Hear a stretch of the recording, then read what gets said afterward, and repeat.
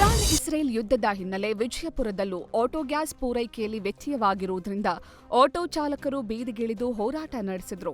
ಉತ್ತರ ಕರ್ನಾಟಕ ಆಟೋ ಚಾಲಕರ ಸಂಘ ಹಾಗೂ ವಿವಿಧ ಅಸೋಸಿಯೇಷನ್ ನೇತೃತ್ವದಲ್ಲಿ ವಿಜಯಪುರ ನಗರದ ಅಂಬೇಡ್ಕರ್ ಸರ್ಕಲ್ನಿಂದ ಜಿಲ್ಲಾಧಿಕಾರಿ ಕಚೇರಿವರೆಗೆ ಬೃಹತ್ ಪ್ರತಿಭಟನೆ ನಡೆಸಿದ್ದಾರೆ.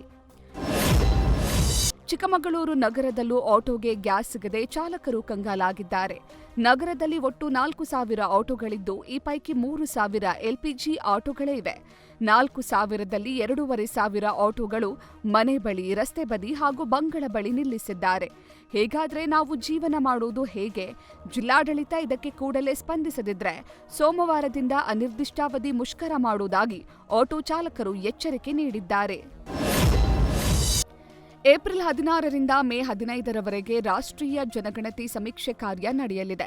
ಜನಗಣತಿ ಸಿಬ್ಬಂದಿಗೆ ಏಪ್ರಿಲ್ 6ರಿಂದ ಏಪ್ರಿಲ್ 8ರ ತನಕ ತರಬೇತಿ ನಡೆಯಲಿದೆ. 3 ದಿನ ಒಟ್ಟು 16 ಕೇಂದ್ರಗಳಲ್ಲಿ ತರಬೇತಿ ನಡೆಯಲಿದ್ದು, ತರಬೇತಿ ಕಾರ್ಯಕ್ಕೆ ಜನಗಣತಿ ಸಿಬ್ಬಂದಿ ಕಡ್ಡಾಯವಾಗಿ ಹಾಜರಾಗಲು ಸೂಚನೆ ನೀಡಲಾಗಿದೆ. ಒಂದ್ವೇಳೆ ಸಿಬ್ಬಂದಿ ಗೈರಾದರೆ ಅಂಥವರ ವಿರುದ್ಧ ಕಠಿಣ ಕ್ರಮ ಕೈಗೊಳ್ಳುವುದಾಗಿ ಎಚ್ಚರಿಸಲಾಗಿದೆ.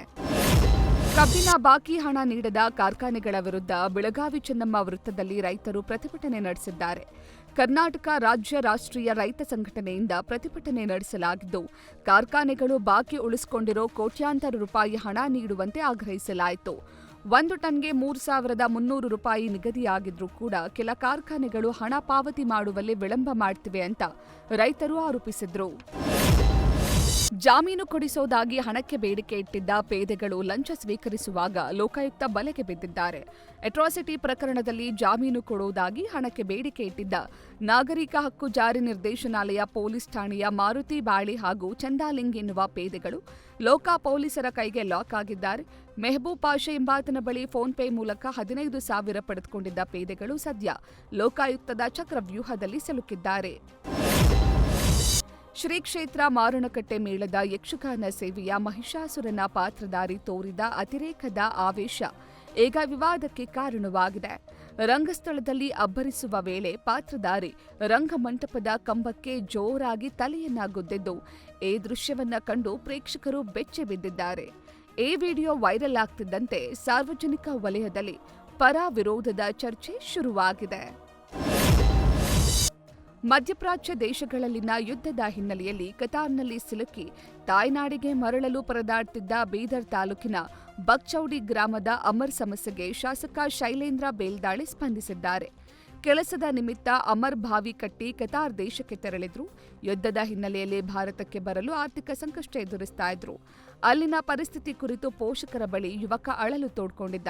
ಗ್ರಾಮಸ್ಥರು ಹಾಗೂ ಯುವಕನ ಪೋಷಕರು ಶಾಸಕರ ಗಮನಕ್ಕೆ ತಂದ ಬೆನ್ನಲ್ಲೇ ಶಾಸಕ ಶೈಲೇಂದ್ರ ಬೇಲ್ದಾಳೆ ಕೇಂದ್ರ ವಿದೇಶಾಂಗ ಸಚಿವಾಲಯದೊಂದಿಗೆ ಮಾತನಾಡಿ ಯುವಕನಿಗೆ ತಾಯ್ನಾಡಿಗೆ ಮರಳು ಅಗತ್ಯ ಕ್ರಮಗಳನ್ನು ತೆಗೆದುಕೊಳ್ಳುವಂತೆ ಸೂಚನೆ ನೀಡಿ ಆರ್ಥಿಕ ಸಹಾಯ ಮಾಡಿದ್ದಾರೆ. ಜಯಪುರದಲ್ಲಿ ಆಯುರ್ವಿದ್ಯಾ ಯೋಜನೆಯಲ್ಲಿ ಗೋಲ್ಮಾಲ್ ನಡೆದಿರೋ ಆರೋಪ ಕೇಳಿಬಂದಿದೆ. ಜಿಲ್ಲಾ ಆಯುಷ್ ಅಧಿಕಾರಿ ಹೇಳೋದೇ ಬೇರೆ, ವಾಸ್ತವವಾಗಿ ಶಾಲೆಗಳಲ್ಲಿ ಆಗಿರೋದೇ ಬೇರೆ. ಶಾಲೆಗಳಲ್ಲಿ ವಿದ್ಯಾರ್ಥಿಗಳಿಗೆ ಆಯುರ್ವೇದದ ಬಗ್ಗೆ ಅರಿವು, ಚಿಕಿತ್ಸೆ ನೆಪಮಾತ್ರಕ್ಕಾಗಿದ್ದು ಅನುದಾನ ಮಾತ್ರ ದುರುಪಯೋಗ ಆಗ್ತಿದೆ. ಕೆಲವೆಡೆ ಶಾಲೆಗಳಲ್ಲಿ ಗೋಡೆ ಬರಹ ಇಲ್ಲ, ಜಾಗೃತಿಯೂ ಇಲ್ಲವಾಗಿದೆ. ವಿಜಯಪುರ ಜಿಲ್ಲೆಯ ಆಯುಷ್ ಇಲಾಖೆಯಿಂದ ಆಯುರ್ವೇದ್ಯ ಯೋಜನೆಯಲ್ಲಿ ಲಕ್ಷಾಂತರ ಹಣದ ಗೋಲ್ಮಾಲ್ ನಡೆದಿರೋ ಆರೋಪ ಕೇಳಿಬಂದಿದೆ.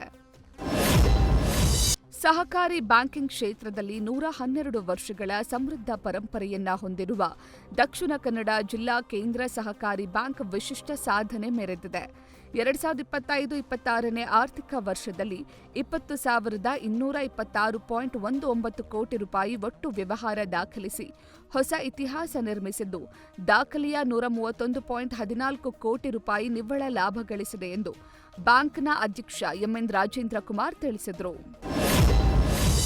ವಿಜಯನಗರ ಜಿಲ್ಲೆಯ ಕೊಟ್ಟೂರು ತಾಲೂಕಿನ ಹರಾಳು ಗ್ರಾಮದಲ್ಲಿ ಕರಿಯಮ್ಮ ದೇವಿ ಮೂರ್ತಿ ಪ್ರಾಣ ಪ್ರತಿಷ್ಠಾಪನೆ ಹಾಗೂ ಕಳಸಾರೋಹಣ ಕಾರ್ಯಕ್ರಮವು ಉಜ್ಜಯಿನಿ ಪೀಠದ ಶ್ರೀಗಳ ನೇತೃತ್ವದಲ್ಲಿ ಸಂಭ್ರಮದಿಂದ ಅದ್ದೂರಿಯಾಗಿ ಜರುಗಿತು.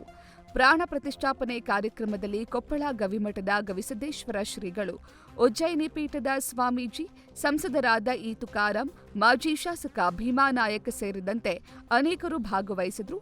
ಕಾರ್ಯಕ್ರಮದಲ್ಲಿ ಗವಿಶ್ರೀಗಳು ಆಶೀರ್ವಚನ ನೀಡಿ ಗ್ರಾಮಸ್ಥರ ಕಾರ್ಯದ ಬಗ್ಗೆ ಮೆಚ್ಚುಗೆ ವ್ಯಕ್ತಪಡಿಸಿದರು.